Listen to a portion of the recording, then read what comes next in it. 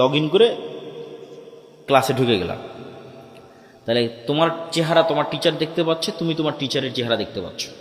তো ইন্টারনেটের যে প্রযুক্তি, এই প্রযুক্তির চাইতেও হাজার এবং কোটি গুণ টপ লেভেলের প্রযুক্তি হচ্ছে সালাত, যেটাতে বান্দা তার রবের মুখোমুখি হয়ে যায়। বলো আল্লাহু আকবার।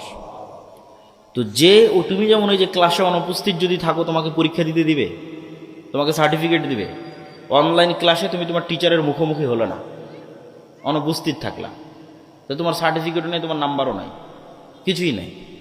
তো তুমি দিনে 5 বার রবের দরবারে গিয়ে হাজিরা দিলে না, ওই সেম সিস্টেমে, সেম ফরম্যাটে, যেটাতে গায়েবে নির্ধারণ করা আছে, লাউহে মাহফুজে যে ফরম্যাট নির্ধারিত আকারে আছে, ওটার সাথে মিলতে তো হবে।